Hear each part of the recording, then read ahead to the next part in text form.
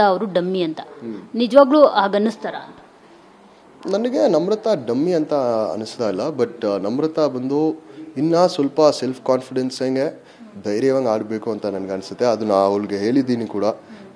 ಆ ಲಾಸ್ಟ್ ನಾ ಹೊರಗಡೆ ಬಂದಿದ್ದ ಎಪಿಸೋಡಲ್ಲಿ ಆ ತಲೆ ಮೇಲೆ ಒಂದು ಲೈಟ್ ಹಾಕೋ ಟಾಸ್ಕಲ್ಲಿ ನಾ ಅವಳಿಗೆ ಹೇಳಿದೆ ಕೂಡ, ನೀನು ಸ್ವಲ್ಪ ಸ್ಟ್ರಾಂಗ್ ಹೆಂಗಾದರೆ ಆಡಿದರೆ ನೀನು ಇನ್ನೂ ಸ್ವಲ್ಪ ಮುಂದೆ ಹೋಗ್ಬೋದು ಅಂತ. ಸೊ ಹೋಪ್ಫುಲಿ ಅವಳು ಅದು ಮಾಡ್ತಾಳೆ.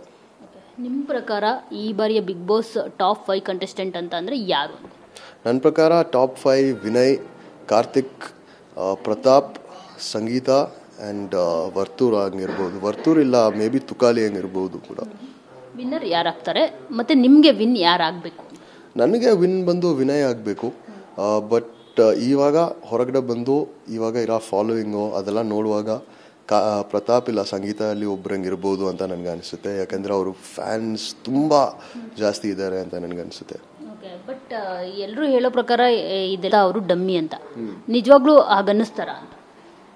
ನನಗೆ ನಮ್ರತಾ ಡಮ್ಮಿ ಅಂತ ಅನಿಸ್ತಾ ಇಲ್ಲ. ಬಟ್ ನಮ್ರತಾ ಬಂದು ಇನ್ನೂ ಸ್ವಲ್ಪ ಸೆಲ್ಫ್ ಕಾನ್ಫಿಡೆನ್ಸಂಗೆ ಧೈರ್ಯವಾಗಿ ಆಡಬೇಕು ಅಂತ ನನಗೆ ಅನಿಸುತ್ತೆ. ಅದು ನಾ ಅವಳಿಗೆ ಹೇಳಿದ್ದೀನಿ ಕೂಡ. ಆ ಲಾಸ್ಟ್ ನಾ ಹೊರಗಡೆ ಬಂದಿದ್ದ ಎಪಿಸೋಡಲ್ಲಿ ಆ ತಲೆ ಮೇಲೆ ಒಂದು ಲೈಟ್ ಹಾಕೋ ಟಾಸ್ಕಲ್ಲಿ ನಾ ಅವಳಿಗೆ ಹೇಳಿದೆ ಕೂಡ, ನೀನು ಸ್ವಲ್ಪ ಸ್ಟ್ರಾಂಗ್ ಹೆಂಗಾದರೆ ಆಡಿದರೆ ನೀನು ಇನ್ನೂ ಸ್ವಲ್ಪ ಮುಂದೆ ಹೋಗ್ಬೋದು ಅಂತ.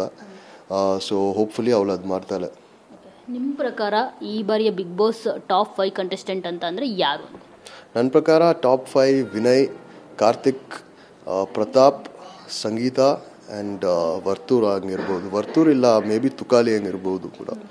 ವಿನ್ನರ್ ಯಾರಾಗ್ತಾರೆ ಮತ್ತು ನಿಮಗೆ ವಿನ್ ಯಾರಾಗಬೇಕು? ನನಗೆ ವಿನ್ ಬಂದು ವಿನಯ್ ಆಗಬೇಕು. ಬಟ್ ಇವಾಗ ಹೊರಗಡೆ ಬಂದು ಇವಾಗ ಇರೋ ಫಾಲೋವಿಂಗು ಅದೆಲ್ಲ ನೋಡುವಾಗ ಪ್ರತಾಪ್ ಇಲ್ಲ ಸಂಗೀತದಲ್ಲಿ ಒಬ್ಬರಂಗಿರ್ಬೋದು ಅಂತ ನನಗೆ ಅನಿಸುತ್ತೆ. ಯಾಕಂದರೆ ಅವರು ಫ್ಯಾನ್ಸ್ ತುಂಬ ಜಾಸ್ತಿ ಇದ್ದಾರೆ ಅಂತ ನನಗೆ ಅನಿಸುತ್ತೆ. ಬಟ್ ಎಲ್ಲರೂ ಹೇಳೋ ಪ್ರಕಾರ ಇದೆಲ್ಲ